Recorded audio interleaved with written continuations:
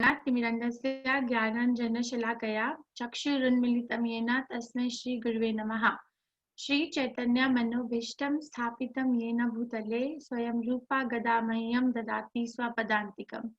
हे कृष्णा कर्ण सिन्धु दीनबन्धु जगत्पते गोपेशा गोपिका कान्त राधाकान्त नमस्तुते। सप्तकाञ्चन गौरंगी राधे वृंदावनेश्वरी वृषभानुसुते देवी प्रणमामि हरिप्रियै। जय श्री कृष्णा चैतन्य प्रभु नित्यानंदा श्री अद्वैता गदाधारा श्रीवसादि गौरा भक्त वृंदा। हरे Krishna Krishna Krishna Hare Hare Hare Rama Ram Ram Hare Hare. So ready, Prabhu, Kartik Prabhu, you're recording. Kartik Prabhu. Yes, Mataji, I started recording. Hare Krishna. Okay, thank you, Prabhu. Okay, so chapter 13. And let me know if I am, how will you let me know? Just put it in the WhatsApp so my co-host and everyone can read it if I'm going fast. So the chapter name is Kshetra, Kshetragna, Vibhaga Yoga. Nature, the enjoyer and consciousness. Okay, this is what we studied yesterday. Bhakti over impersonalism. So Arjuna asks Krishna, what is superior? Worshipping your impersonal form or devotional service onto you? Which is superior? So that was, Krishna says that Bhakti is superior than impersonal form worship.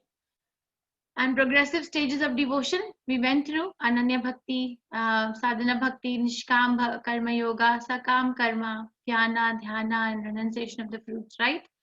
The 8 to 12, 5 verses, Mai Eva Mana Adhatsva, and qualities that endear one to Krishna. Sama Shatrau Cha Mitre Cha, from verse number 13 to 20th, that how do we become dear to Krishna. Now, today, these are the topics which will be covered. Again, the chapter opens when Arjuna asks questions to Krishna. He asks 6 questions in first verse. Krishna describes the meaning of the words Kshetra and Kshetragna and Jnana. And then he describes what is the process of acquiring the knowledge from in the middle of the chapter 8 to 12. Or Gyanam, what is the object of knowledge? 13 to 19. Prakriti, Purusha and their union. How are they related? What is the relationship between the Prakriti and Purusha? On 20 to 26 verse. And vision of knowledge. 27 to 35. Who can see? Jnana Chakshushaha. So I'll read these keywords in the last. So, question. We have first third of the Bhagavad Gita. Generally, the relationship between Jiva and Ishvara is emphasized, and how a soul can reach super soul by the process of Karma Yoga. If you remember, third chapter, fifth Jnana Yoga, fourth chapter, or Dhyana Yoga or Ashtanga Yoga, sixth chapter. Right, it ends there. The middle sixth chapter, we enjoyed reading the pure bhakti. Beginning from 7th, 8th, 9th, 10th, 11th, 12th, and 12th chapter, the chapter name itself is Bhakti Yoga. But now last 6 chapters is more of knowledge, philosophical search, understanding the philosophy of Krishna consciousness. So the question is, if Bhakti is the culmination, Krishna says in 18th chapter, Sarvadharman Parityaja Mam Ekam Sharanam Vraja. Give up all kinds of religious systems and surrender unto me. So that means that become my devotee. So basically, Krishna wants each one of us to surrender unto him in devotion. So that means bhakti is the culmination. But why is jnana presented in the last 6 chapters? Why is not bhakti presented? Why is not the other way? Why Krishna spoke like that? So there is a reason. In truth, the entire Bhagavad Gita is bhakti. The entire Bhagavad Gita is about love, developing devotional service attitude to Krishna. The first 6 chapters discuss how to achieve it through work, right? Karma Yoga. Last 6 chapters describe how to achieve it through knowledge. And the middle 6 discuss bhakti itself. So basically what it means, 12th chapter, Krishna explained how he personally delivers his devotees from birth and death. Remember Mrityu Sansara Sagarat? Krishna lifts his devotee from the ocean of birth and death. So he explained that yesterday. So the last 6 chapters provide the philosophical knowledge necessary to extricate oneself from the material world. It actually covers 360 degrees. That Krishna consciousness is the best consciousness one can ever cultivate in their lifetime through everything, jnana, karma, and bhakti. So we are going to emphasize on the jnana.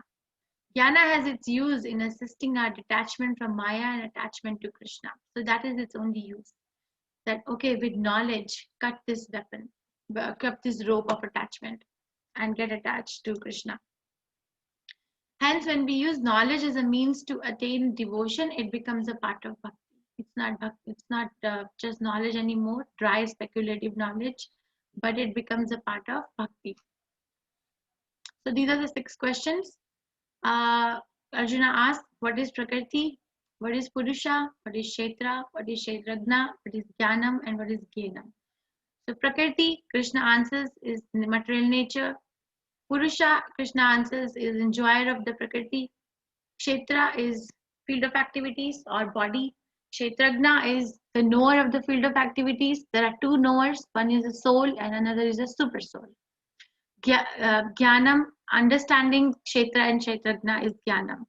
Jnanam means what is the goal of knowledge, Paramatma or Krishna. Arjuna said, this is the first verse, my dear Krishna, I wish to know about the Prakriti, nature, Purusha, enjoyer, the field and the knower of the field, of knowledge, end of knowledge. So these are the 6 questions he posed. What are the 6 questions? Krishna, what is Prakriti? What is Purusha? What is the field of activity? Who is the knower of the field of activity? What is knowledge? And what is the end of knowledge? These are all Sankhya questions and philosophical questions.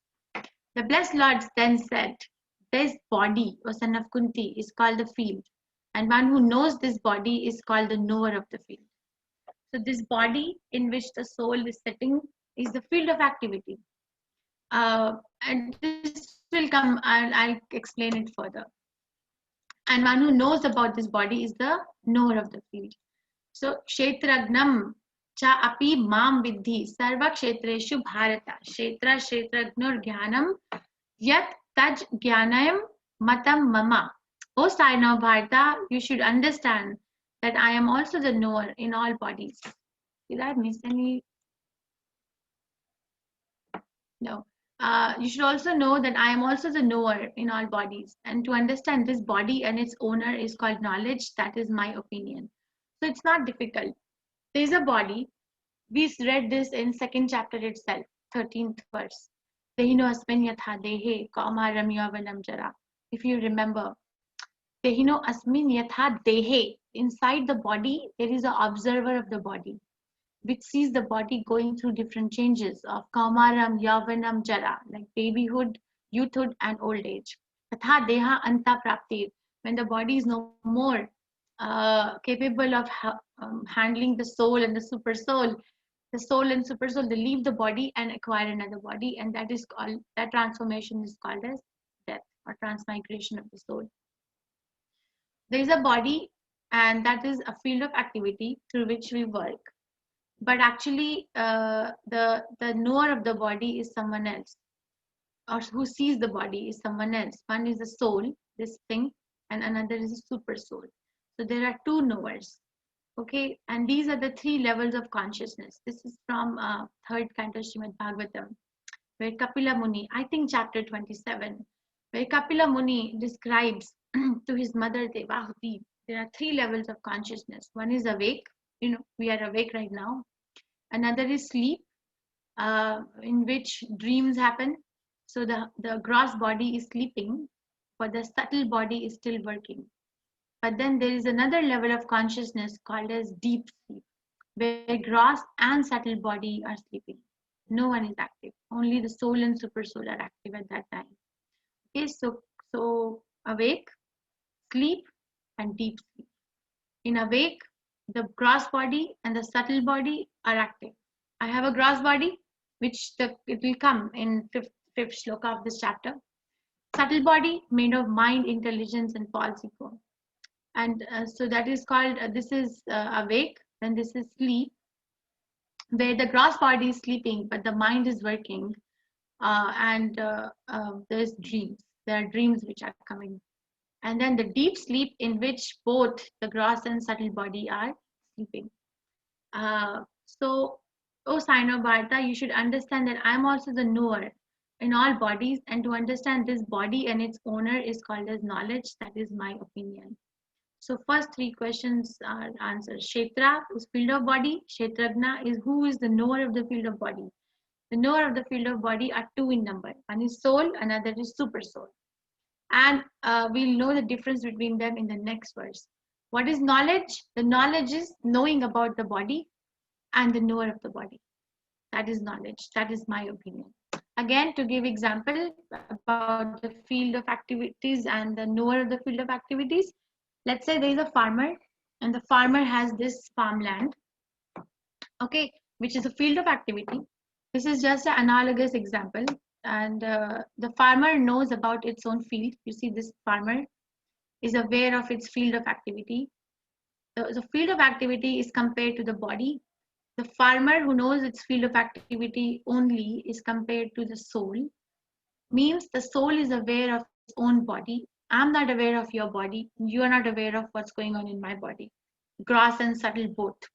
Right? So that means soul is very, very localized in awareness of its own body. But then there is some super soul inside the heart, which is compared to sun here, which is aware of not only one body, but all the bodies. So in this example, again, going back, this field of activities is compared to the field here is compared to the field of activities. The farmer who knows its own field is compared to soul, which is aware of only its own field and not any other field. And the sun is compared to the super soul, who is simultaneously aware of all the fields of activities. All, each and every body, Krishna is aware at the same time. Human body, dog body, this body, that body, he's aware of all the bodies. That knowledge of the field of activities and of the knower of activities is described by various sages in various Vedic writings. It is especially presented in Vedanta Sutra with all its reasoning as to cause and effect. So Krishna, here Prabhupada writes in the purport, Krishna always gives evidence. He is the Supreme Personality of Godhead. He doesn't need to give evidence. He is the maker of the knowledge. But he still, as a etiquette, he's giving reference that it's not just me speaking, but there are various sages and various Vedic writings who are confirming the same thing. And the biggest sage is Krishna himself, and the other one is Vyasadeva, or Vyasadev's father, Parashar Muni. His name is mentioned. And Vedanta Sutra with its all reasoning as to cause and effect. This can be a little confusing, but it's not. Cause is always present in the effect. For example, I am the cause, just to give example, I am the cause of existence of my child, right?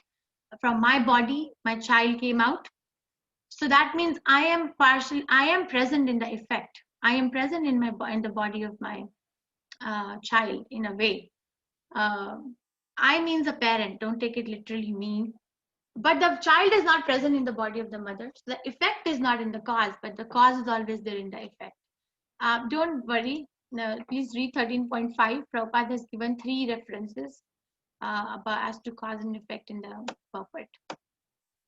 And these are the different levels of understanding or acceptance of God according to one's own level of realization or level of surrender or knowing the Kshetra and Kshetragna. Before I go there, is it clear what is Kshetra, what is Kshetragna, and what is knowledge? Is this clear at least from what I have told you? Yes or no? You can raise your hand and tell me. Or you know what, I'm going to just allow you all to unmute yourself for 1 minute. So is it clear? What is, you can unmute and tell me. Is Yes. it clear? Yes, Mataji. Yes, Okay, Mataji. thank you. Thank you so much. Yes, Mataji, once explain in one sentence. Okay. Okay. So Kshetra, okay, Kshetra is the field of activity. Kshetra means field of activity. And the field of activity is the body. Kshetragna is the knower. Kshetra Agna means the knower of the field of activity. So there are two knowers. One is soul, another is super soul. And what is knowledge? The knowledge is knowing both Kshetra and Kshetragna. Okay, now there are different 5 koshas. I think some of you might even know all these 5 koshas, which Prabhupada mentions in the purport to the 5th verse. Annamaya, which is the lowest level of realization of Supreme Personality of Godhead in the form of grain. You know, oh God, give us our daily bread. Or a small child is only, his only existence or her only existence is dependent on food. They don't know anything else. They don't know whether they're living, who they are. All they know is they're hungry, right? Annamaya or animals. So lowest level of realization where God is realized in the form of grain. Beyond that is pranamaya. Pranamaya means realization of God in the living symptoms. That okay, God is making me live. It's because of Krishna that I am living, I'm breathing. He gave me this air, he gave me these things. So that's pranamaya. Beyond pranamaya is jnanamaya or manomaya.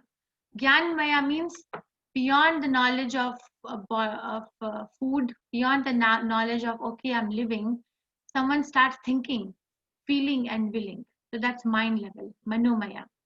That I am something else. You know, I can think, I can feel, and I have a willing power. Beyond that is Vijnanamaya. Vijnanamaya means that realizing that I am not this body. There is no realization of God or Krishna as a person yet, but just realizing that, analytically realizing I'm not this body, I'm something else.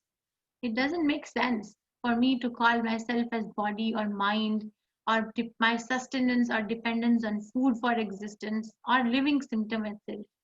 So that particular thing is called Vijnanamaya. And beyond that is Anandamaya. Anandamaya is the highest realization in which one is aware of its Sachidananda nature. Actually, Anandamaya is compared to the super soul realization or the Paramatma realization. And Vijnanamaya is compared to the Brahman realization. That I'm not the body, I'm the soul. But beyond that, there is there is knowledge. So Sat, Chit, and Ananda. Sat means eternity, no past, no present, no future. Chit means full of knowledge, Chit potency. And Ananda means full of bliss. Vijnanamaya is equal to Sat and Chit. So there is eternity, soul never dies, soul never takes birth. Eternity and Chit. There is knowledge that I am not the body, I am soul. But Anandamaya is the super soul realization where there is full potential for realizing Sat, Chit, and Ananda, all the 3 features. Okay. So Brahman realization, or we can say the soul realization, is at the Vijnanamaya, and Anandamaya is Supreme Brahman or Krishna. Now Krishna is going to intricately say what is the Kshetra made of, this body, the gross body, the subtle body, what is it made of? Then he is going to tell about Kshetragna. First he is going to talk about soul. There are 2 knowers, right? One is soul, another is super soul. Then he'll tell us the nature of the soul, and then he's going to tell us the second knower, the super soul. So this is the constitution of the gross body, and the subtle body. The 5 great elements. This is only a glimpse, but Kapila Dev Muni in the 33rd canto Srimad Bhagavatam speaks to his mother Devahuti in great detail. There, the 5 great elements, the false ego, intelligence, the unmanifested, the 10 senses, the mind, the 5 sense objects. These are the 24 elements described. Don't worry about desire, hatred right now. So 5 great elements: earth, water, fire, air, ether. The Panch Mahabhuta. Okay, there's a 5. Okay, the body is made of this. Then what is the sixth element? False ego. Seventh element, intelligence. Unmanifested is this eighth element. Unmanifested means the three modes of material nature which are not manifested. Mode of goodness, passion, ignorance. 10 senses, which makes it 18. So 10 senses, what are the 10 senses? 5 knowledge acquiring senses and 5 working senses. What are the 5 knowledge acquiring senses, which are shown in the horse here? We have eyes to see, we acquire knowledge by seeing. We have nose to smell, to acquire knowledge by smelling, and ears to hear, hand to touch, tongue to taste. So these are 5 knowledge acquiring senses. And what are the 5 working senses? Hands, legs, vocal cord, organs of evacuation, and organs of reproduction. Those are the 5 working senses. So makes it 18 over here. Then what is the 19th element? Mind. And what are the rest of the 5? 5 sense objects. We have senses and we have sense objects also. I have an eye. The eye has its meaning only if there is a thing to see, right? There's so many objects to see. Then smelling power has its object. Hearing power has so many subjects. The hand, we want to touch so many things. And taste, we all know that we taste so many things and go to hell. Sometimes, most of the times go to hell by tasting. Anyway, so these are the 24 in number. Okay, so 5 great elements. Pancha Mahabhuta, earth, water, fire, air, ether. 6th is false ego. 7th is intelligence. 8th is the unmanifested, which are the 3 modes of material nature. 10 senses make it 18. 19th is the mind. And then the rest 5 are the sense objects. So makes it 24. These 24 elements are making the cross body. The body that we see, our body that we see in the mirror and say that this is me. Actually, we don't say that this is me. We say this is my hand, my eyes. The I factor is missing. So who is the I? If you say this is my hand, don't say this is I hand. The I is different than my. So who is the proprietor? Then the desire, hatred, happiness, distress, aggregate, the life symptoms and convictions, all these are considered in summary to be the field of activities and their interaction. Pati khatam. See, all these things which are coming, the desire, hatred, happiness, distress, aggregate, the life symptoms, the convictions, they're all in summary to be considered the field of activities and this interaction. So this field of activity, gross body, and the interaction. Or subtle body, the unmanifested nature and the mind. The mind is a subtle body, right? So it's nothing. All the feelings that a human being or anybody or any living entity get, all the desires that we get are in the realm of these 24 objects. That's it. Now, these are the 20 qualities that endear, that makes us eligible to get out of this material entanglement. Till this verse, 6th and 7th, Krishna is describing the cage in which the soul is entrapped, right? The cage, like the body, the gross body, the subtle body, the 5 koshas, all these are considered to be the entrapment for a soul. Now, Krishna is going to tell us the knowledge through which the soul can extricate itself. First, he said, okay, you are entrapped in this. Now he's going to say you can get out of this by this. How do you get out? By cultivating these qualities. Maybe I can have Aditi, you can chant this verse. I know you have been messaging and I never reply. Sorry. Yes, Aditi. Please go ahead. Aman vitvam madam vitvam ahimsak shantirarjavam acharyopasanam saucham sthairam atma vinigraha. Full verse, Mataji. Can you? Yes, Mataji. Okay. Indriyate vairagyam anahankara evacha janma mrityu jara vyadhi dukha dosanudarshanam asaktir anabhya sivanga putradhara grihadisu nityam cha समचित्तव्यम् इष्टानो इष्टपापस्तु मय्याचनय योगेन भक्तिरव्याभिचारिणी विवक्ता देशसेवित्वम् अरितिर्जनसंसदि अध्यात्मज्ञाननित्यत्वम् तत्त्वज्ञानार्थदर्शनम् एतज्ज्ञानमिति प्रोक्तम् अज्ञानं यत् अतोऽन्यथा. Hare Thank you Krishna. very much. So beautiful. Thank you, Aditi. Thank you. So, so these are the 20 qualities which are actually transcendental. None of these qualities are material. None of these qualities are going to be propagated or cultivated or gifted by Krishna for living happily in this world. No, Krishna is giving these qualities by cultivating it, and by mercy of spiritual master, if someone gets it, or if Krishna decorates the devotee with these qualities, that person can extricate itself out of this cage. Go.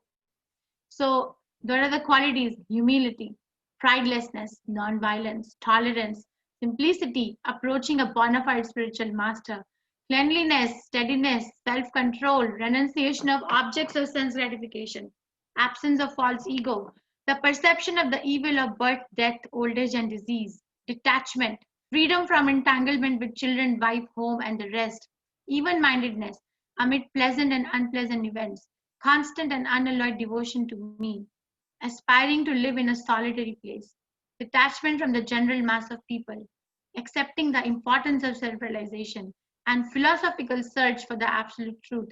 All these are declared to be knowledge, and beside this, whatever there may be is ignorance. So again, I'm going to go over these qualities in short. This slide is, can you, okay, when I reach the bottom, maybe I can come back here. So what are the qualities? Humility, aman itvam, not to be anxious to have satisfaction of being honored. Generally, we work in this world. Why? Because I have a need to be recognized. Krishna says, give up. You're not, what are you going to do with the recognition? Yes, okay, it's needed. It's needed that, okay, there's an acceptance, but don't drink it, don't lick it, don't make it a goal of life. That, okay, I have to be honored. Why? Because it gives rise to a sense of knowledge that I am so small and Krishna is so big.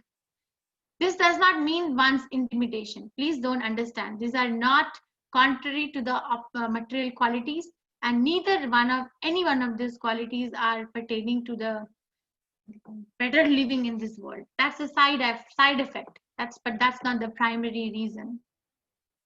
Pridelessness, Adam Ditvam, understanding that you're not the body. Thus, honor and dishonor are the same. So once one realizes that I'm soul, what is there to be like pride about it?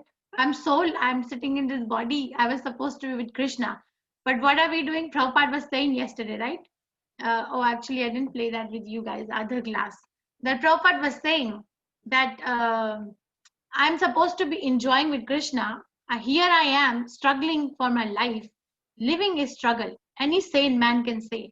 We are trying to escape from an enemy which is not even visible to us right now. It's a struggle, right? But pridelessness means don't be proud. Understanding that you're not the body, and thus honor and dishonor are the same. Non-violence, ahimsa, sorry about the font. Unless one elevates people to spiritual knowledge, one is practicing violence. So this is the revolutionary definition of non-violence. Generally, if I ask someone, what is the meaning of non-violence? The answer will be not to kill other people physically, not to hurt other people emotionally or mentally. But here, what is Prabhupada writing? If one is not using this human body to elevate to the spiritual knowledge, that is violence. There is a prayer, Manushya Janama Paya, Radha Krishna Na Bhajiya, Chaniya Shunya Vishab Khaya. One got the human form of body, Manushya Janama Paya, got a human form of body, Radha Krishna Na Bhajiya, did not worship Krishna and Radha Krishna. Chaniya Shunya Vishab Khaya, knowingly drank the poison. despite of having a human body, did not become curious for this knowledge. Tolerance, Shanti, Shanti, um, Shanti, yes. Be practiced to bear insult and dishonor from others. Simplicity, Arjavam, straightforward, that you can disclose the truth even to an enemy. The simplicity does not mean that I'm going to throw an arrow of truthfulness. The truth has to be told in a particular manner, which is not disturbing, but the truth has to be told. Accepting a spiritual master, Acharya Upasanam, this is essential. You see, if I want to learn anything in my life, I need a leader, I need a teacher. Some people may say, we don't need any teacher. We can study it ourselves.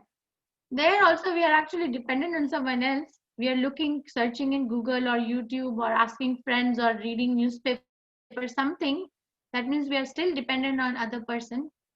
So you think going back to Krishna is not going to need a teacher? How to go back there?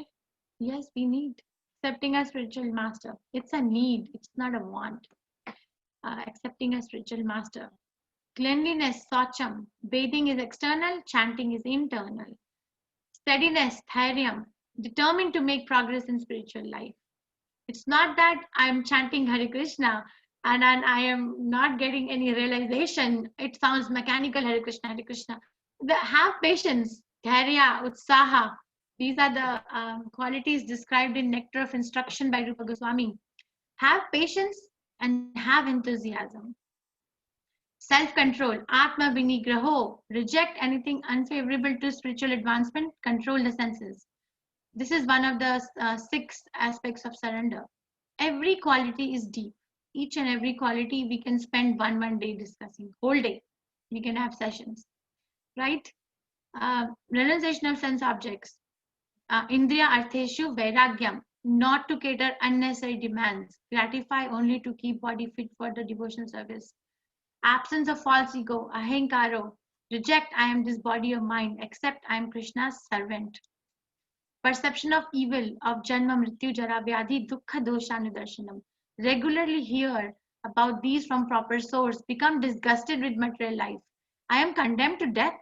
I don't want to die, but I am condemned. So become disgusted. What is this? Why do I have to die? Is there a process by which I can become deathless? Detachment, asakti. Be ready to sacrifice everything for Krishna. No entanglement with wife, children, and family. Should practice it if you can do it in Krishna conscious way, but renounce if unfavorable to Krishna. So it doesn't mean that anyone who is having children, wife, or some assets give up and go to jungle and Krishna is only available there. No, that is why we need a spiritual master. The understanding is that if the family life is not conducive to develop Krishna consciousness, and one person is ready, is fully ready mentally, physically, spiritually, wants to do it, then that person only can give up. But if the house itself is a temple, the wife is a devotee, children are devotees, why to go anywhere? Just live. Prabhupada says that person don't even need to take sannyas, don't even need to go to vanaprastha. Stay with the family because that family itself will go back to Krishna. Even-mindedness, not elated or distressed at material gain or loss by performing unbreakable devotional service. Unalloyed devotional service, Ananya Bhakti, engaging oneself in the 9 processes of bhakti. And the last one is aspiring to live in a solitary place, not desiring to mix with materialistic people. Live in association of the devotees. This association of devotees entails 6 things. It's not, don't take these grammar words, don't take this as it's a grammar written here. There is a knowledge underneath. It's a code. The code is aspiring to live in a solitary place. Meaning is not desiring to mix in with materialistic people. Sub-meaning or the deeper meaning is there are 6 things which are happening. 6 things happen in the association of devotees. Yes, whoever is reading Nectar of Instruction, my co-host, what are the 6 things? 6 changes. Rupa Goswami says in verse number 4, 3 or 4. You give gifts, you accept gifts. Yes. You give prasad and accept prasad. You reveal your mind to them and you also hear their problems. Yes. See? Yeah, thank you so much. Very nice. Yes, very nice. So association means that we give gifts and we accept gifts in exchange from devotees, and we give prasadam and we accept prasadam. And the most important is we reveal our mind. You see, when we are working in this world, we are not working to associate. We are working, okay, I have to do this.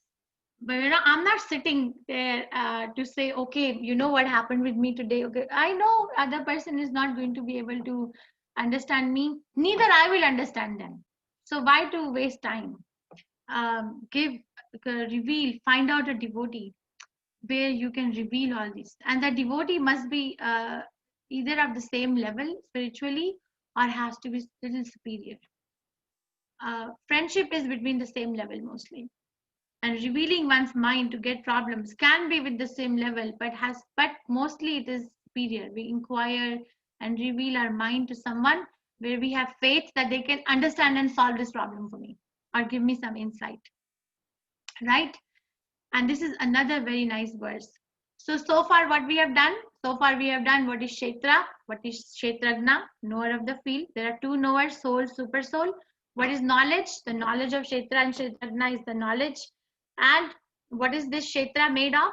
The Kshetra is made of 24 elements and its interactions. And how do I get out of it? The knowledge is given by cultivating the 20 qualities that Krishna gave, or Krishna decorates. Some qualities Krishna gives as a gift, some qualities we have to we cultivate by chanting Hare Krishna and practicing rules and regulations. Now Krishna is saying, I'm going to tell you about the knowers. He's going to tell about the soul and super soul now. Okay, the two. I shall now explain the knowable, knowing which you will taste the eternal. Brahman, the spirit, beginningless and subordinate to me, lies beyond the cause and effect of this material world. Again, Krishna is saying, Brahman is subordinate to me. See here, Brahman, the spirit, the beginningless and subordinate to me. So Krishna is the source of Brahman. And if you read this chapter, I think it is verse number 3. Verse number 3 in the purport. Prabhupada writes, for 13th chapter Bhagavad Gita, Brahman has 3 meanings. The word Brahman has 3 meanings. The word Brahman refers to the Prakriti. The word Brahman also refers to Jiva. But then the word Brahman also refers to super soul. But that there Prabhupada uses the word factual knower. The super soul is the factual knower of the field. Okay. Now he's gonna tell about himself. Sarvendriya guna bhasham, sarvendriya vivarjitam, asaktam, sarva bhritchaiva, nirgunan guna bhokracha. The super soul is the original source of all senses, yet he is without senses. Another apparent contradiction. He is unattached, although he is the maintainer of all living beings. He transcends the modes of nature, and at the same time, he is the master of all modes of material nature. So these are all the apparent contradictions. If you remember, there was an apparent contradiction in chapter 7 and chapter 9, and now this is another apparent contradiction. That he is the original source of all senses, right? But then he is without senses. How do we understand it? How do we understand? That means God is formless? No. Here what it means, nirguna, this word is used, nirguna guna bhoktarcha. Nirguna word is used, it means that Krishna does not have material senses. His eyes are not made of this muscle, blood or nerves, or fluid. It's not. Okay, Krishna does not have material senses. Krishna's senses are spiritual. But he is the source of all our senses, which are material right now. But he is without senses. So without senses means he is without the material senses. His senses are spiritual. He's unattached, although he's the maintainer of all living beings. So he lives, he comes with the soul to this world, right? Krishna comes in our heart in the form of a super soul, Paramatma in this world. But Krishna is not going to make us desire to work. Krishna does not even cause any work. Krishna does not even take part in the effect of the work, the reaction of the work. So what is he doing? That means he's sitting, but he's unattached. He's there, but he's at the same time not attached. Prabhupada gives the example of this as a high court judge. The high court judge is passing judgment whole day long. Sometimes he or she passes judgment to even kill, hang people for the punishment. But is he attached? Is he suffering from the reaction of what he's doing or she is doing? No. He's a silent observer. Okay, you did this. This is the thing. You have to go through this. Allow this. So he's allowing it, depending on what is happening or what we are doing or what the other person did. Like that, Krishna is coming with us, but Krishna is not attached to what we do in this world. He transcends the modes of nature. We know that, right? Maya dhakshena prakriti suyate sacharacharan. He's beyond the modes of nature. Para and apara. He's adhokshaja. He's beyond mode of goodness, passion, ignorance. At the same time, he's the master of all the modes of material nature. So his apparent contradiction is very beautiful. The more you taste, the more you know about Krishna, the more you become astonished and proud that yes, Krishna is so nice. The supreme truth, another apparent contradiction, exists both internally and externally. See, I am sitting here. I'm not sitting in my kitchen. I'm not sitting in my room. I'm not sitting on my sofa here, there, because I'm sitting here. But Krishna is sitting in the heart of every one of us. But he's also at the same time sitting in Goloka Vrindavan. So he's existing internally and also externally he's existing, right? He said, Bhumi Apollo Anayor Vayur Man Mano Buddhir Evacha, the earth, water, fire, air, ether, which we can see. Krishna, it's Krishna's separated energy.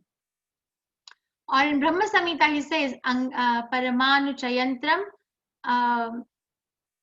Paramanu Chayantram. It means that Krishna is present even in the smallest of the atoms. Or the smallest microorganism living is called Indragopa. The name is mentioned in Brahma Samhita. Krishna is living over there also. So he's in the moving and non-moving, Chara and Achara. We know this. He's present inside the moving objects. He's also present inside the tree. He's beyond the power of material senses to see or to know. That is Adhokshaja. We can't speculate or think or imagine how Krishna is. So he's beyond. Although far, far away, he's also near to all. He's sitting in Goloka Vrindavan. Panthas tukoti satasap pragasevya manam. Even if we run at the speed of the mind, we will not reach there. Far, far away. But at the same time, he's sitting in the heart. Sitting in the heart. Apparent contradictions. But this is what is the nature of the Kshetragna, the super soul. This is who Krishna is.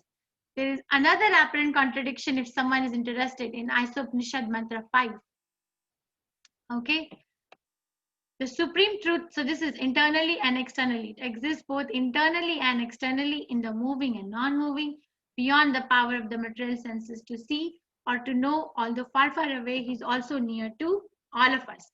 So this is Parikshit Maharaj. He was present in the heart of Parikshit Maharaj, but he also came in the womb of Uttara to save from the influence of Brahmastra. So Parikshit Maharaj saw Krishna, and whole life he was asking, are you the one I saw inside the womb? Are you the one? That is why his name is Parikshit, always questioning. He is the source of light in all luminous objects. He's the source of light. You know, he says, Prabhu Ashmi Sashi Suryaha, I am the source of light in sun and moon. He's beyond the darkness of matter and is unmanifested. Means he's not under the influence of modes of material nature. We cannot see him, even though he's a source of light. We still cannot see him with this light. We cannot find out where is Krishna if I am dependent on my own eyes, and the eyes are seen by the light which is coming from either sun or moon. He is knowledge. This is a little animation, so source of light. Okay, he is knowledge. He is the source of, he is the object of knowledge. Knowledge, object of knowledge. He is the goal of knowledge, and he is situated in everyone's heart. Got it? Sorry. Thus, the activity or the kshetra, the body, okay, or the knowledge. Knowledge means knowing what is kshetra and what is kshetragna. And the knowable have been described by me summarily described by me. Only my devotees can understand this thoroughly and thus attain to my nature. We cannot understand Krishna if one is not trying to be a devotee of Krishna. If I'm trying to understand Krishna or read Bhagavad Gita so that I can be known as scholar, or I can be known as a knower of Bhagavad Gita, or I can have this tag on my head, forget it. Krishna is far away. Forget it. Because you're trying to have some pride. No, pride. There's pride. Krishna does not like it. So only a devotee can thoroughly understand this and attain to my nature. What is his nature? Satchitananda. So this is again, the body is compared to a tree, and there are two birds eating the tree. One bird sitting on the tree, sorry. One bird is very busy in eating the fruits, and the other bird is silently watching. So the body is compared to a tree, and there are two birds sitting on the. This bird that is very busy in eating the fruits of the tree is compared to the soul, us, here and there looking. And Krishna is sitting in the heart waiting. When will this soul turn towards me? This is the relationship. Material nature, so Prakriti. Now it's gonna come. Remember what were the 6 original questions? What is Prakriti? What is Purusha? What is Kshetra? What is Kshetragna? What is knowledge? What is object of knowledge or goal of knowledge? So material nature and the living entities should be understood to be beginningless. That is why, what are the 5 things discussed in Bhagavad Gita? Type it for me. 5 things discussed in Bhagavad Gita in the chat box. So what were the 5 things? Any of the co-hosts, what is the 5 things? Ishvara, Prakriti, Kala, Karma, Jiva. And Shiva. Yes. Thank you. So out of the 5, Ishvara, Prakriti, Kala, and Jiva. These are 5. 4 are eternal. Karma is manifested and not manifested. So material nature and living entities, Prakriti, okay, Jiva, living entities, should be understood to be beginningless. Their transformations in the modes of matter are products of material nature. So soul is beginningless, but the soul is acquiring different things. That's transformation. And why is it acquiring? Under the influence of mode of nature. You know, if under the influence of mode of nature of ignorance, and I like to sleep, because I'm infected with mode of ignorance, I like to sleep, indolence, sleep, laziness. I sleep 30 hours out of 24 hours. So I am now making my another body by my action. Become a bear and hibernate 6 months out of the 1 year. So I am responsible in that way. So their transformations and modes of matter are products of material nature. Means it is not difficult. Means that all these 84 million species of life are possible. Why? The soul is eternal. You see the spark inside in the painting? That is the soul. The soul is eternal, is same soul in all the bodies. But the bodies are different. Why are they different? Because of the transformation of the modes of matter. Because someone is associating with mode of goodness, okay, get a body like this. Someone is associating with mode of passion predominantly, get a body like this. Mode of ignorance, get a body like this. So everything is happening under the supervision. Nothing is a chance. There is no chance factor. Karya, Karina, Kartitve, 3 words are used. Hetu, Prakritir Uchyate, Purusha Sukha Dukkhana, Bhokta Tritve Hetur Uchyate. Nature is said to be the cause of all material activities and effects, whereas the living entity is the cause of various sufferings and enjoyments in this world. This is one of the verse which describes why good things happen, why bad things happen to good people. Right? This is a very common topic. We are asked why bad things happen to good people. We are making it happen on our own. And I'll explain a little bit. So nature is said to be the cause of all material activities and effects. We understood that. The nature I am desiring, let's say this person in the painting has independence to eat anything. Right? There is an independence to eat anything. But what is he eating? Anything and everything, up to the level of worm or whatever. Right? They like it. Not that they are forced, so they are eating. So they are associating with that matter. We have to take accountability. We cannot blame. We cannot play a blame game here. We have to take accountability. Yes, I did it. I did. Yes, this person is eating. So he's responsible. There is Krishna Prasadam also available. Go eat that now. No, I want to eat this. I want to drink wine. I want to drink alcohol. So he wants. Krishna provides. Okay, you want, you still don't want me. Okay, take it. So what happens? Associating with that matter, then what happens? The material nature, super soul is observing that this particular soul still has no inclination to understand me, wants to enjoy with the matter. Super soul directs the material nature. Give him a facility to enjoy what he wants to enjoy. Then get a body where you can enjoy it more nicely. Become a hog and eat up to the level of stool. So that is why. So we do it on our own. I was listening to one podcast. Maybe you should talk to someone. There's this podcast. One devotee, Jay Shetty. He's Dhanat Maharaj's disciple, Ghanshyam Das. So he was asking this question to one of the clinical psychologists: this pain and suffering. And the answer was very nice. We cannot check our pain. Let's say, God forbid, if someone is walking and they fall down and they get a fracture of the foot, there's pain. You cannot say, oh, I'm completely pain free. No, there's pain. Pain is inevitable. Suffering we cause on our own.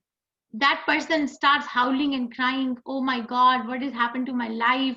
Why did it happen only to me? It was supposed to happen to someone else. I shouldn't have come out. You see, this is suffering. So we cause suffering. Pain is inevitable. So check your consciousness. We should check our consciousness. Where are we? Whereas the living entity is the cause of various sufferings and enjoyments in this world. This is the meaning of this verse.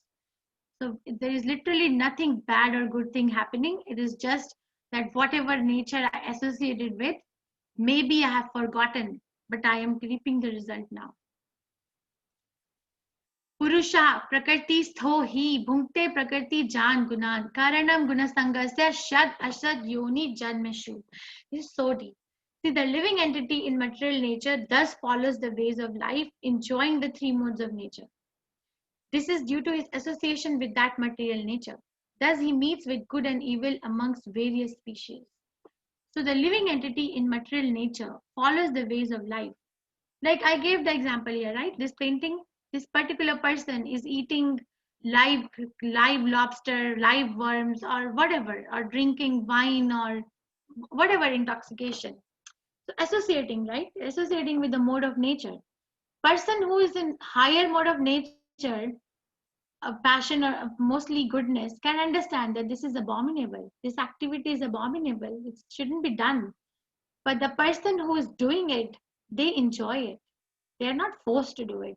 So because they are associating with mode of ignorance, mode of passion, and they relish, they drink some juice. They love it. They can't wait to do it.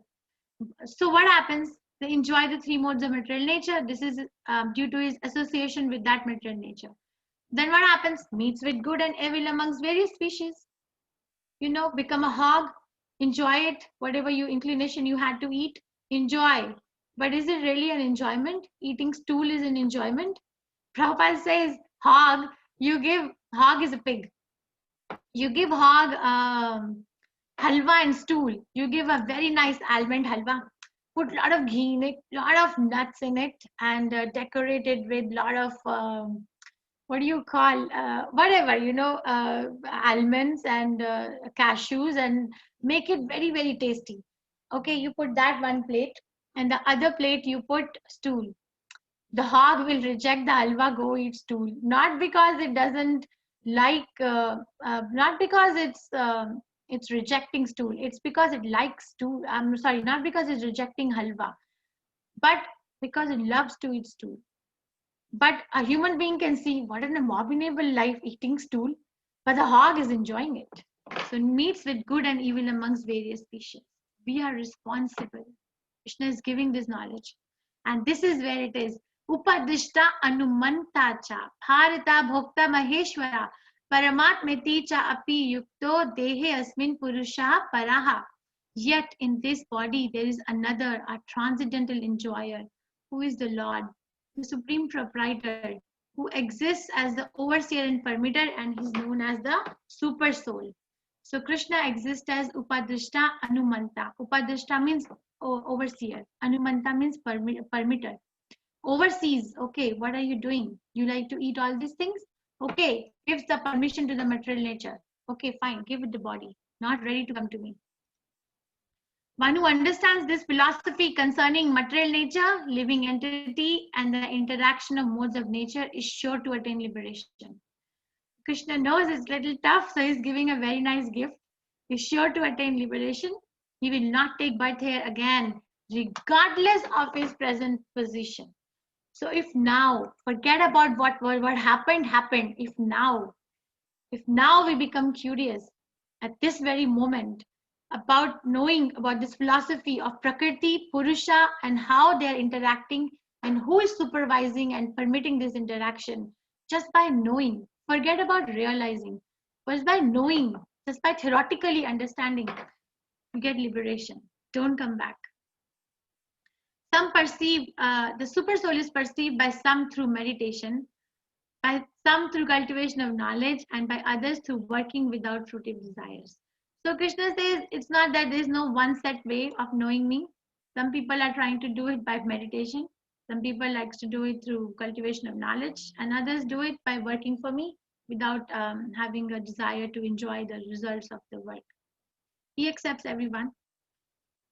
Again, there are those who, although conversant in spiritual knowledge, begin to worship the Supreme Person, who, although not conversant in spiritual knowledge, begin to worship the Supreme Person upon hearing about him from others. Because of their tendency to hear from authorities, they also transcend the path of birth and death.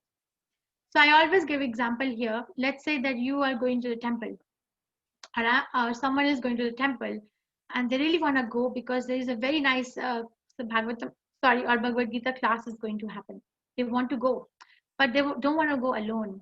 They want to go with a friend.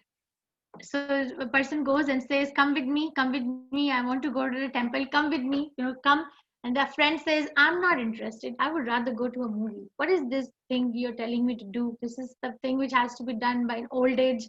I'm so young, I have so much life to enjoy, I'm not interested. And the other friend says, no, you have to come. You are my friend, I want to go, and nothing else should matter. I should be important, I want to go, and accompany me. Friends talk like this, right? Do it for me, I'm your friend. And the other one says, okay, fine, forget it, okay, I'll come with you. So the person comes to the temple, not because it was wanting to come, but because someone forced, and hears, sits there and hears about Bhagavad Gita, becomes interested. Wow. So that particular person also transcends the path of birth and death, just because they heard it attentively. They also get it, even though they were not willing at first. O chief of the Bharatas, whatever you see in existence, both moving and unmoving, is only the combination of the field of activities and the knower of field. Baat khatam. Whatever knowledge we are saying, oh, this person is so knowledgeable, this person has so much degrees, person has so much experience, whatever. We should respect each other. It's not that we should not respect or acknowledge, but at the same time be aware, consciously. It's just a combination of the knowledge of field of activity and the knower of field. The knower of field also is only soul, and that too is only very limited. Field of activity, like whatever, like 24 elements I described, which Prabhupada says in 5th verse of this chapter, that's all. The knowledge is limited there, and the knower of the field of activity. So the soul is interacting with the field of activity, and these things are coming out. Saman sarveshu bhuteshu tisthaham parameshwaram vinashyatsva avinashyantam ya pashyati sa pashyati, or jnana chakshusha pashyati. In 15th chapter there is this verse also. One who sees the super soul accompanying the individual soul in all bodies, and who understands that neither the soul nor the super soul is ever destroyed, actually sees. It doesn't mean that we should go on destroying and killing on the name of this. No, but actually we should see what is living inside me. What is living? What is the thing which is living? Is the body living? Is the mind living? Is the intelligence living? Or what is living? So ultimately, that person will come to the understanding the soul and the super soul are the living. The minute they're out, body is gone back to its original position, which is the position of being a dead matter. Okay, it's very deep knowledge, but it's very relishing and satisfying. One who sees the super soul in every living being and equal everywhere does not degrade himself by his mind. Thus he approaches the transcendental destination. So this is a checkpoint. Okay, we see that what is living, but then what do you do with it? What is the application? The application is such a person is not going to use its mind to degrade, to come back to this world. They'll be very busy. Study the life of Srila Prabhupada. Study it. Very, very busy in cultivating and propagating this knowledge. He knew no one is interested. When he came to Boston, when he came to New York, people were not sitting on the Boston Common Pier or New York Tompkins Square Park waiting. Prabhupada is coming. Let's go and hear him. Nothing. He came out of his causeless mercy and started chanting. So people become interested. So that is the application. One who can see that all activities are performed by the body, which is created of material nature, and sees that self does nothing, actually sees. So the soul is actually doing nothing. Only the body is interacting with the material nature. The sky, due to its subtle nature, does not mix with anything, although it is all pervading. Similarly, the soul situated in Brahman vision does not mix with the body, though situated in that body. The soul is situated in the heart. The effect of the soul is felt all over the body, which is called consciousness. But that doesn't mean that the soul is mixing in the blood, bile, mucus, bone, muscle, and getting itself disseminated here, there. No, the soul stays situated in the heart, does not mix. Heart is a vehicle. It does not even mix with the heart. It just sits there. O son of Bharata, as the sun alone illuminates all this universe, so the living entity, one within the body, illuminates the entire body by consciousness. This is the science of consciousness. That is situated in the heart, but the consciousness is felt all over. You know, if somebody comes and pulls my hair on the back, I'm not seeing it. I will still feel the pain. Why? Because the effect or the consciousness is there. One who knowingly sees the difference between the body and the owner of the body can understand the process of liberation from this bondage, also attains to the supreme goal. So Krishna wants us to know this, to cultivate this. Why? Because he wants us to get out of all this process of bondage and come back. So this is a summary.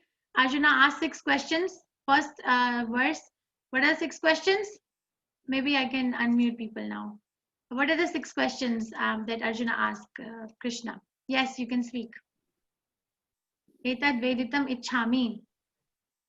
You can all speak. In the description of Kshetra and Kshetragna, Kshetragnam chaapi mam vidhi. What is Kshetra, what is Kshetragna, and what is knowledge? And what is the process of acquiring knowledge? 8 to 12. Mai cha anya yogenam. The process of acquiring knowledge, he describes. Right? He describes that accept a spiritual master, study some people acquire knowledge by jnanam, by dhyanam, or by working without fruitive desire or devotional service. So all these are processes. Gyanam, object of knowledge, Krishna. Sarvataha pani padam tat, in verse 13 to 19. Then the relationship between Prakriti, Purusha, and union, and the interaction. 20 to 26. Karanam guna sangasya. And the mode that I'm associating with, that mode is preparing my next body. Vision of knowledge. Kshetra Kshetragnar evam antaram jnana chakshushaha, in verse 27 to 35. I have Prabhupada clipping to show as usual, but if tell me very fast, what are the 6 questions Arjuna asked in the beginning of chapter? You can talk. Yes, you all can talk. Or raise your hand. Was it so complicated? Raise your hand, whoever wants to answer. What are the 6 questions asked by or Rakshita Mataji? I'm sorry, I didn't see. Yes, Mataji, you can. Hare Krishna, Mataji. Hare Krishna. The 6 questions were Prakriti, Purusha, Kshetra, Kshetragna, knowledge, and the end of knowledge. Object of knowledge. Yes, thank you so much. Yeah. Yes. So Thank you, Mataji. these were the. Thank you. or goal of knowledge. Prakriti, Purusha, Kshetra, Kshetrajna, Jnanam, and Gyanam. Okay, let's see Prabhupada's video and then we can take up some questions.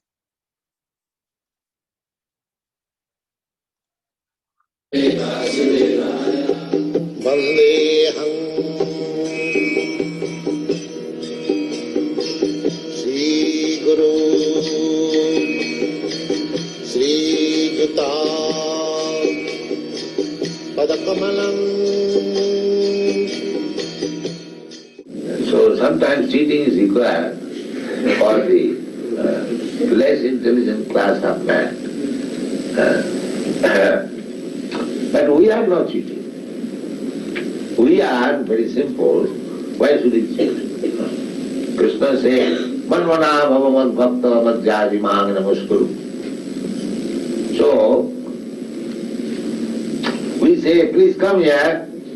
Here is Krishna. And you simply think of it.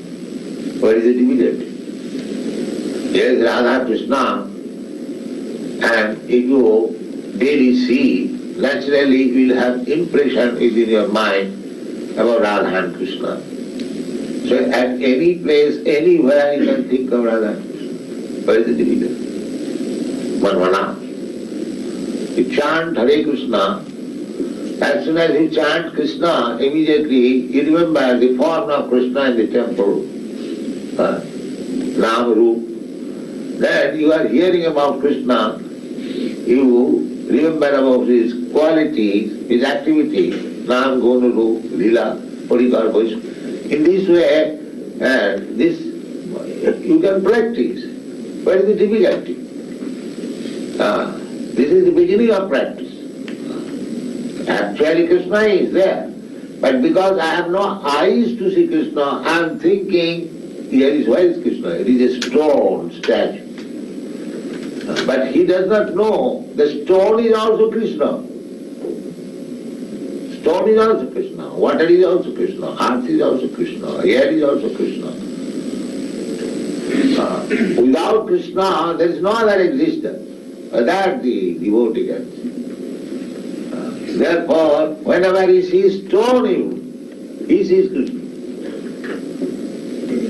Here the atheist will say that you are worshipping stone. But they are not worshipping stone, they are worshipping Krishna because they know that there is nothing else except Krishna. Premanjana Charita Bhakti Viroja. That stage we have to arrive. How you can say stone is not Krishna? Krishna says, you have to understand Krishna. As Krishna says, the Krishna says in the Bhagavad Gita, Pameira Panala Vayu. Vindami Prakriti Astadha, their mind. Just like I am speaking, it is being recorded, and when we play, the same sound will come, and you'll know that here is our spiritual master. But I am not there. This sound is now different from me. Bhinna. Bhinna means separated. But as soon as the record is played, everyone will know here is Bhaktivedanta Swami. You will know. So that requires education. That Krishna, the more you engage yourself in Krishna's service, and more you can realize Krishna. Sevan mukhi jivālu sāme vastu. So, our process is very simple. Simply engage your tongue. Leave aside all other senses. The tongue is very strong. And tongue is our bitterest enemy. And tongue can be your most intimate friend. This tongue. Therefore the Shastra says that Sevanmukhi hi jivālu, just engage your tongue in the service of the Lord. and very nice. Now what we do with the tongue? We talk of Krishna. We sing, chant of Krishna. We eat, taste, and eat Krishna Prasad. You will understand Krishna. Any foolish person, any uneducated, or any position of life, you can use your tongue for Krishna's sake. Don't eat anything which is not eaten by Krishna. Your tongue becomes your most intimate friend. And don't talk anything except Krishna. If you follow these two principles, Krishna is within your grip. Thank you very much. So, see, a devotee can say Krishna is within your grip. Krishna is within your grip. He's not saying, but he's not saying for the sake of saying, but it's really, that's what it means.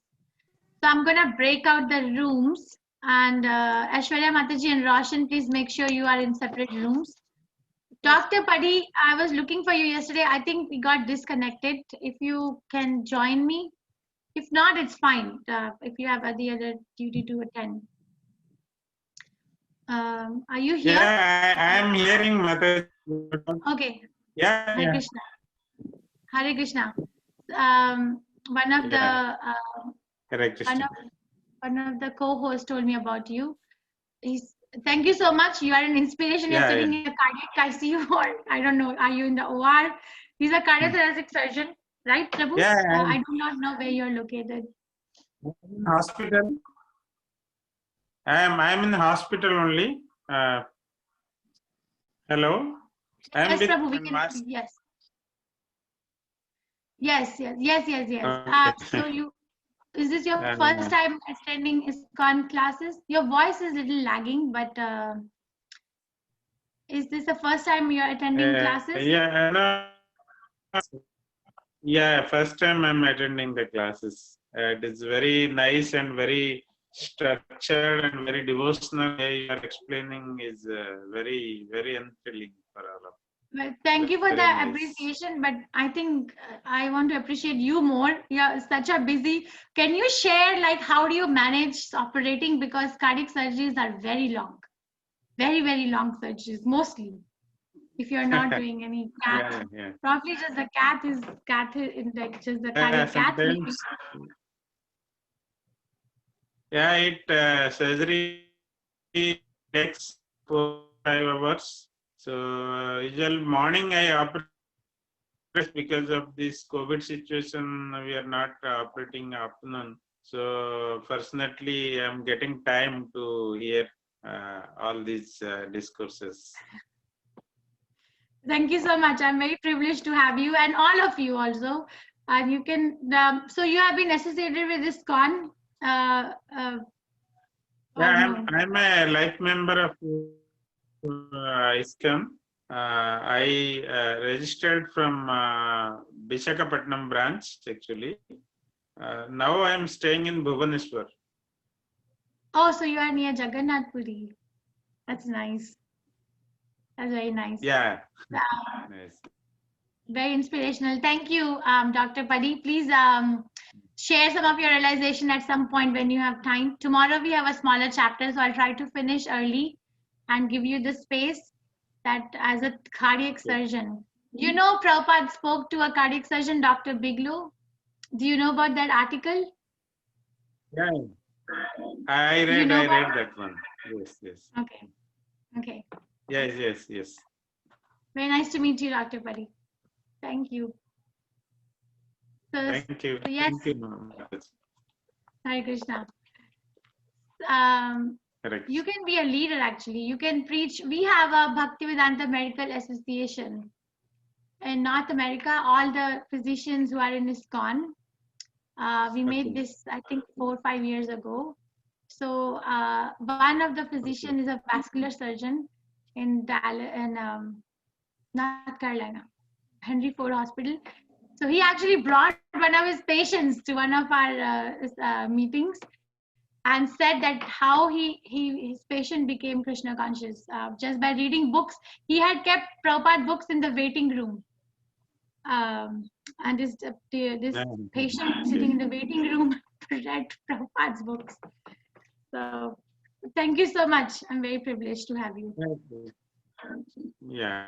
Hare Krishna Mataji. Yes. Hi Krishna. Now, what message I can tell at this point is because of this COVID situation, I think Nama Japa is very essential. I think we should make a strong point that everybody should make Nama Japa, which can benefit us personally and to the whole mankind. Because Hare Krishna this Mataji. is, I think, Sorry for the interruption. Breakout rooms, there were no co-hosts. Interruption. Yes. A breakout room 2, there is no co-host Mataji. So everyone are joining back to the main room. Roshan, can you go to breakout room 2, please? Roshan? No one else? So maybe I can. Roshan, can you go to breakout room 2? Hare Krishna, I think he's hanged. Maybe. Hare Krishna Mataji. He's gone. He's in the breakout room 2 now. Yes. I'll bring everyone back in 5 minutes. Thank you. Yes, just wait for a few minutes. Whoever is talking, the child. So Neha Mataji, you can ask your question, please. Yes, Hare Krishna Mataji. So, see, after listening you, like it's been 13 days and daily I'm listening, and that's an amazing thing, and that motivates you to practice few things in daily life. So one question comes in my mind that it's a self-effort or divine will, which is if you compare what in any action, whatever you do, so there's a self-efforts matters, divine will. I mean, in proportion, I understand, I feel it's a divine will. Even if I'm making self-efforts, that is because of divine will only. But what's your take on that? Oh, so, okay. So there is this, in 15th chapter, Krishna is going to explain, compare this world to an upside down banyan tree. Urdhva Moolam Adho Shakha. So it's an upside down banyan tree. Why are we doing everything in this world is actually contradictory or opposite of what is happening in spiritual world because of the desire. The interface between me and Krishna's planet is the desire. We will study. Like right now, me and you are talking, there's an interface. It's so many interfaces. Like there's the internet, there's computer, there is screen, and I have a knowledge. I'm sorry, I have the vocal cords, I can talk. You have ears, you can hear, right? There's so many interfaces. Like that, the interface that is separating a living entity from the spiritual world is the desire to be here.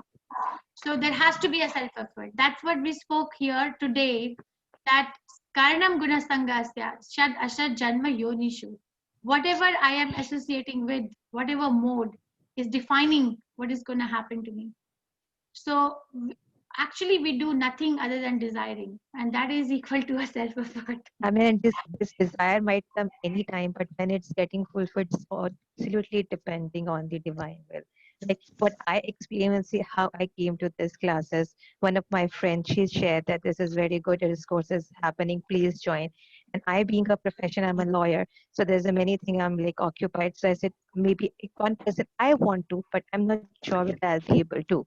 Then a day before also she said it's very good. Come even for 15 minutes. I said okay.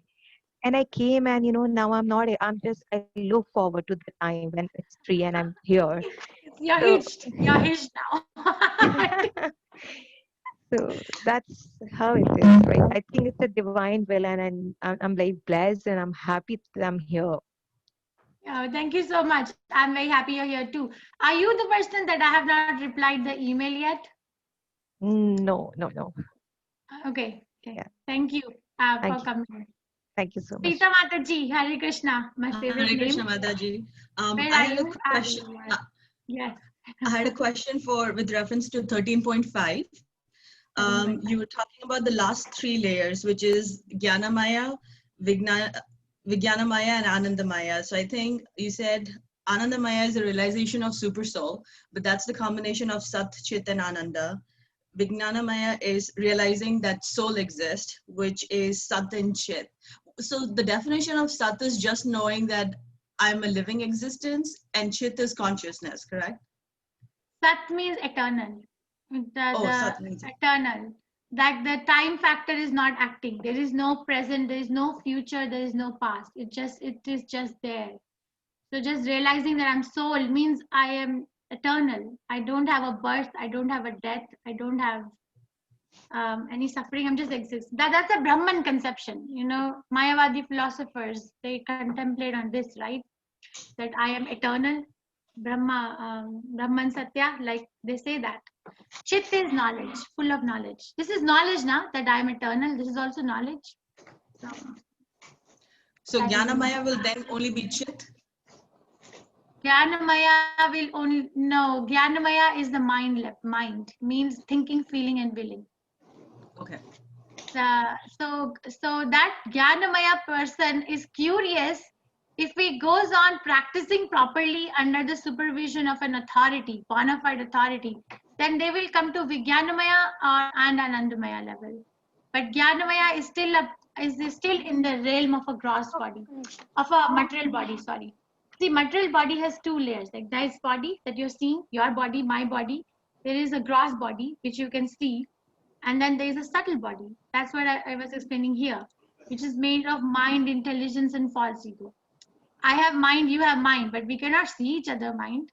But it is there. Intelligence, same function. False ego, same function. So the function of the mind and intelligence is more apparent when we are dreaming. So these are the three levels of consciousness. You know, if you study, I don't want to bore you, but if in the sleep study, like the sleep study is there, right? People undergo sleep study. There are different phases of sleep. There, the 6 phases are described, but here, Bhagavatam 3rd canto, I think it's chapter 27. 3 levels are described. One is awake, which is both mind, intelligence, false ego, and the gross body are working, right? We are awake right now. But when I go to sleep, actually, yes, 1 second. Second slide, that which Arjuna asked the questions, the table. Yes, can you just wait for 1 minute? I will show you the second slide. So the second is like when we are sleeping, it's called just sleep, not a deep sleep, where dreaming happens. Okay, I'm sleeping, I'm lying in my bed. My body is not working, hands, legs, I'm not moving. But what is working? How is dream happening? Because the subtle body is working, mind, intelligence is working. And then deep sleep is a consciousness where both mind and intelligence, gross body and subtle body are sleeping. No dreams. That level, mind is also resting. So, but in all the 3 levels of consciousness, the soul and super soul are still active. We are not even touching. Okay. Thank you, Mataji. Okay. Any other question? Meghna Mataji? Yeah, Yes, Mataji. Hare Krishna Mataji, Danvat Pranam. Mataji, I have a question that Krishna wants us back, right? Because we belong to him.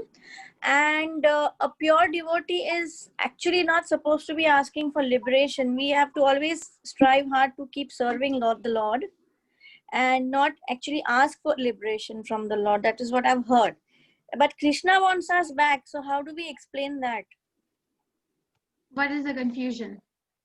That you mean that I don't want, okay, go ahead.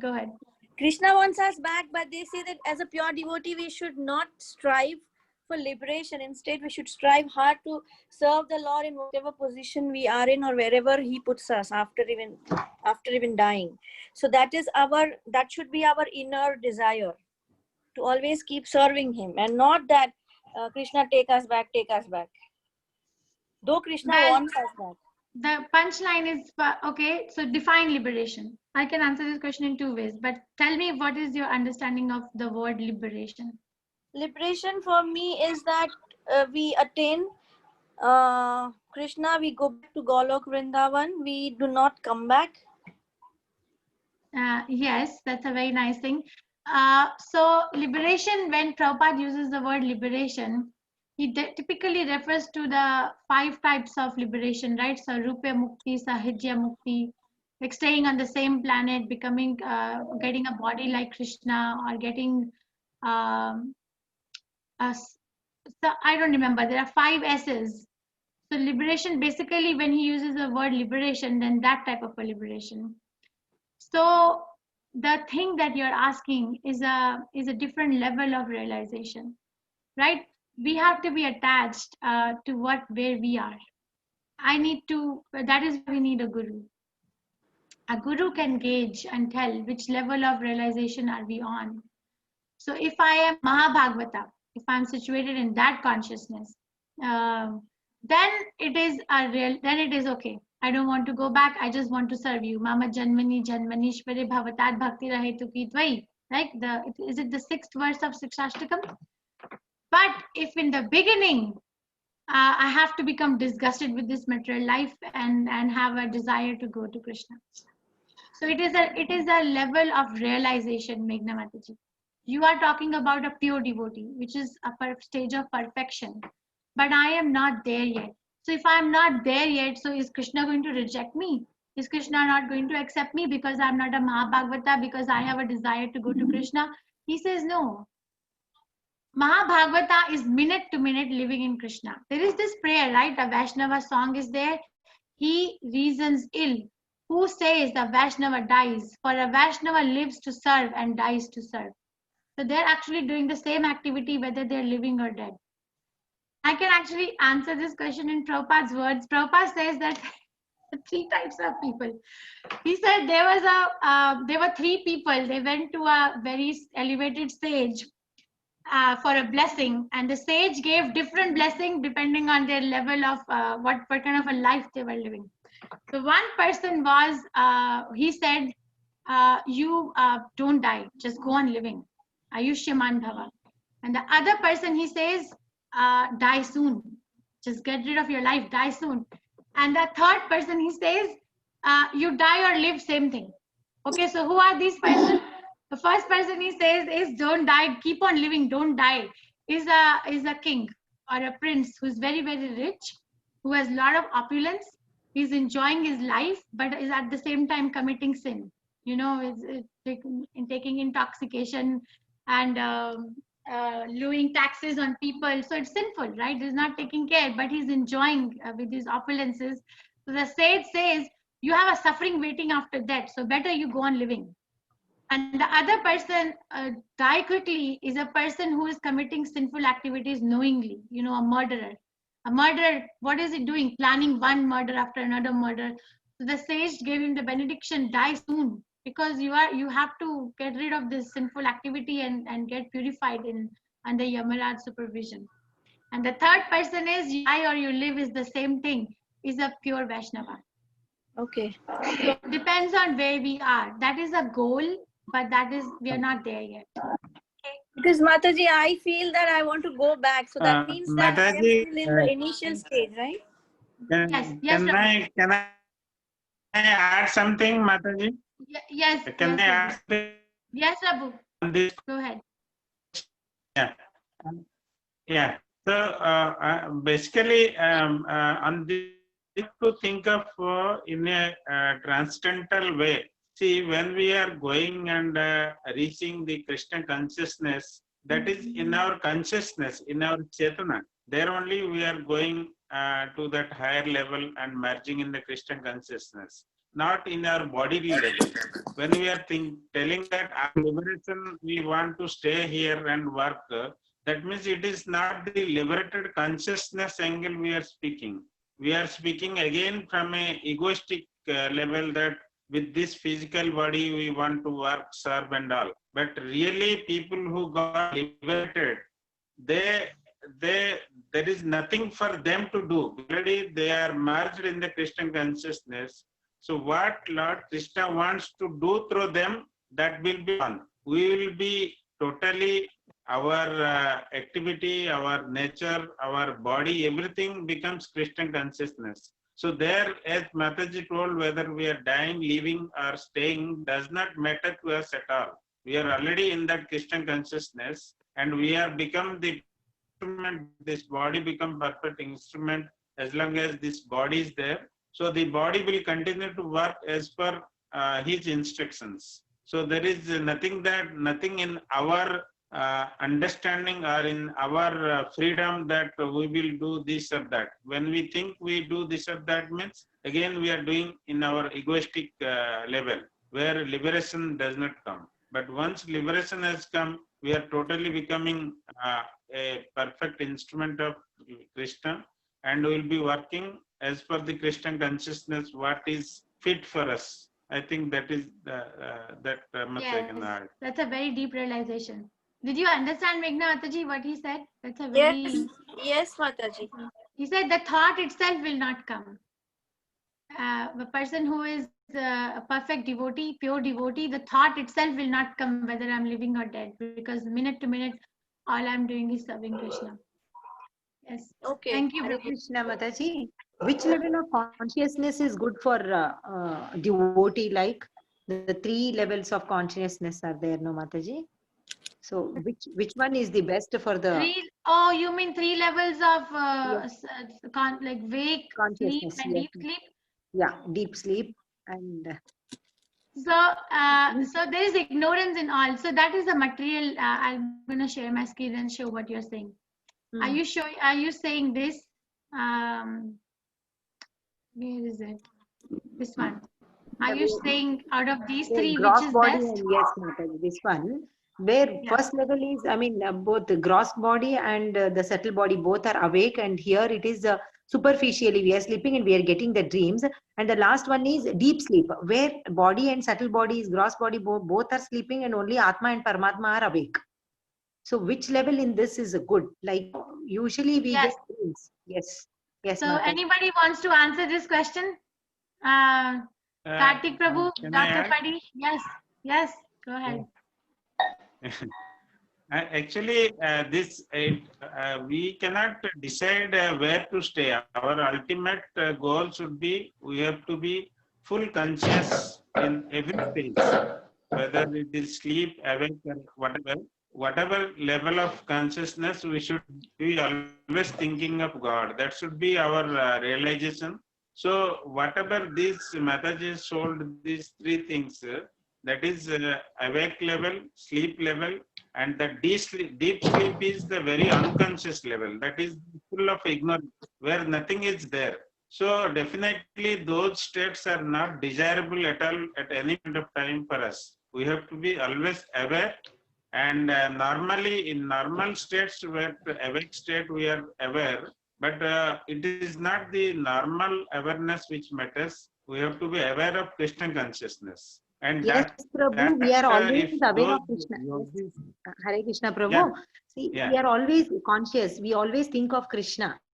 That is not the thing. Here, when we sleep, sometimes what happens, we get a lot of dreams. Like when we get a lot of dreams, you have disturbed sleep. Correct. That is, So asking you because of the at doctor. that point, when the purification of our, our purification of our thought, speech, and action, everything comes, no, then automatically our dreams also get purified. We will be seeing the better dreams, and sometimes the bad dreams comes because of our subconscious level. It comes up. It is because of our past karmas or past life.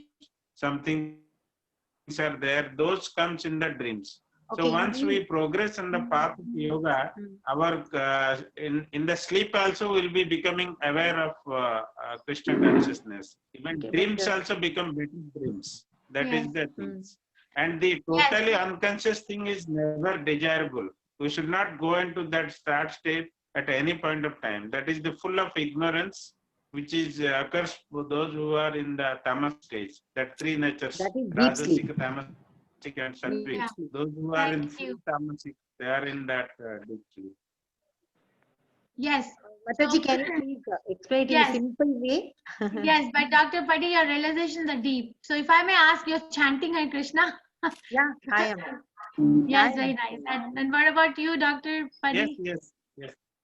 Very nice. Yeah, Yes. I'm chanting, and I got a very good gift from this discourse to got that app of Srila Prabhupada. So whenever I'm putting that app, I think I'm getting more motivated to chant.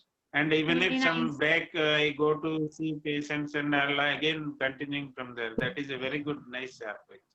Very nice. Thank you. I think Aishwarya shared that app. Thank you. So Mataji,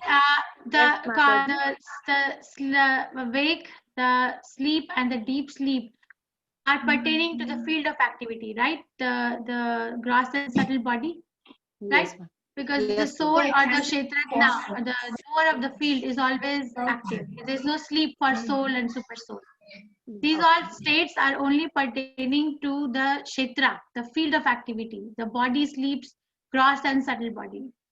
Krishna consciousness means to become conscious of Krishna and me as a soul, and the relationship between me and Krishna in all the three aspects of a kshetra.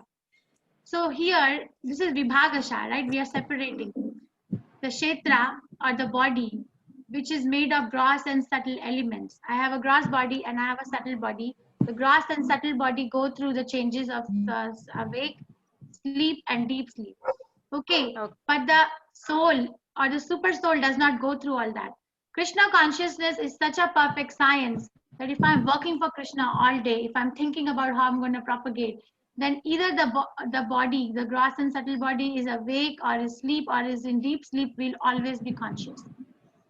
So otherwise, if I'm how not will you Krishna realize conscious, that you are conscious, Mataji, in all the three stages? Yes, first one is that's I a gift. agree. That's a gift from Krishna. That's a gift. Okay. We cannot do it on our own. Krishna sees the sincerity, and through the agency of an acharya, he gives it to us. And that is why a devotee will never see Yamaraj in their life, who has chanted Hare Krishna even once, will not see Yamadutas, will not. So all these three stages are nothing but a different level of ignorance, where the deep sleep is the worst part of ignorance. There are shades of ignorance, right? If one is not Krishna conscious. But all these three stages become equally disposable to Krishna consciousness, because all these three stages are being used for the service of the Lord. So a devotee goes to sleep so that he can get up and serve Krishna again. Not that so that he can rest for 12 hours and get up and enjoy life. No. Right? Yes. So a devotee is awake, working by, so he can serve Krishna. Sorry, Krishna. Okay, thank you. I can stay a little longer today. Aishwarya, you're back? Yes, Mataji. Okay, Hare Krishna. And Roshan, you're back too, right? Hare Krishna.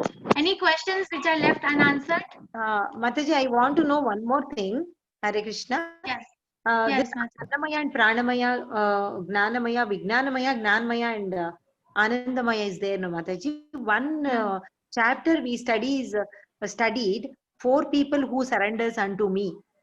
The desired person, Jignasu, and this one. Is there any connection between this and, because I feel the Vijnanamaya is compared to Jignasu or something like that, which I understood, Mataji. Is it correct? We can try. Mataji, can I leave? Aishwarya here. Yes, Okay. Mataji. I just Hare want to know Krishna. if there's any question. Is there any question left unanswered, Aishwarya?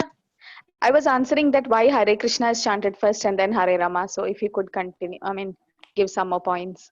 Okay. Okay. Thank you. Roshan, do you have any question which is left unanswered? Thank you, Aishwarya. Hare Krishna. Hare Roshan? Anybody who has to leave to attend other duties, please feel free to leave. I can stay a little longer, and another 20 minutes. So Mataji, this question that you're asking. Other chapter, this Annamaya, the chart is there, no, Mataji. Annamaya, Pranamaya, Gnanamaya, Vijnanamaya, this chart. So I feel the Jignasu is one which is get connected here. The 4 type of people who surrender unto me, what Krishna say in Bhagavad Gita, one chapter. Is it somewhere connection to that, this Mataji, that and this? You can connect it, but I don't know how are you going to connect all the levels. So 4 type of people who surrender to Krishna are distressed. Okay, Yes, you can say distressed means that pranamaya level, that okay, I'm living and my life is suffering, please help me, God.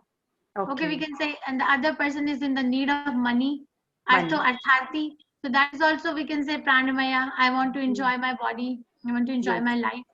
Then jigyasu, curious.